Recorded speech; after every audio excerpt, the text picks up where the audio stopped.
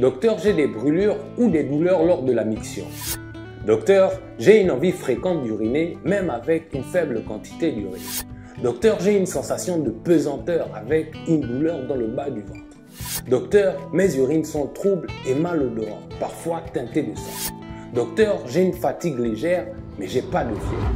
Voilà les principaux signes qui caractérisent une cystite, mais qui bien évidemment doit être confirmée par le diagnostic d'un médecin qui est le mieux outillé afin d'avoir une prise en charge adaptée.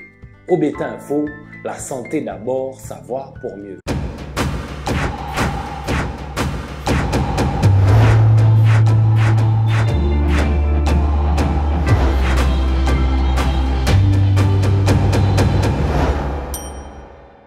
Bonjour à toutes et à tous, c'est encore un plaisir de vous retrouver dans cette émission de santé. Je suis le docteur Ozunge Fock-Lenel, pharmacien biologiste. Vous l'aurez compris, à l'ordre du jour, nous parlerons de la cystite. Asseyez-vous confortablement et on commence.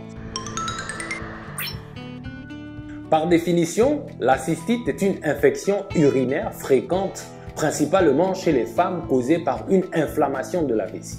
Elle est souvent d'origine bactérienne, notamment due à Escherichia coli, qui est une bactérie naturellement présente dans le tube digestif. Alors, quelles sont les causes et facteurs favorisants? Alors, plusieurs facteurs peuvent favoriser la cystite, comme une hygiène intime excessive ou insuffisante, déséquilibrant la flore vaginale, avoir des rapports sexuels avec multiples partenaires. On a la rétention urinaire, c'est-à-dire ne pas aller aux toilettes assez souvent. On a aussi le port des vêtements trop serrés ou des sous-vêtements synthétiques ou la diminution des défenses immunitaires causées par le stress, la fatigue ou la maladie.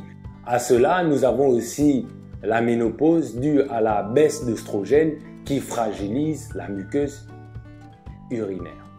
Alors, quelle est la conduite à tenir? Premièrement, boire beaucoup d'eau, 1,5 à 2 litres par jour pour éliminer les bactéries. Uriner fréquemment, surtout après les rapports sexuels.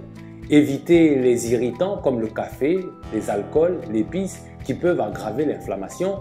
Utiliser des produits adaptés pour l'hygiène intime, donc éviter les savons trop agressifs. Prendre des probiotiques ou du jus de canneberge qui peuvent prévenir les récidives. Et surtout, dans la toilette intime des jeunes enfants, des filles, veillez à essuyer les fesses de l'avant vers l'arrière afin de ne pas amener les matières fécales vers l'appareil génital. Consultez un médecin si les symptômes persistent plus de 48 heures et s'aggravent, surtout avec des fièvres et des douleurs lombaires. En cas de cystite, un traitement antibiotique peut être nécessaire. Une prise en charge rapide permet d'éviter les complications comme la pyélonéphrite, l'infection des reins.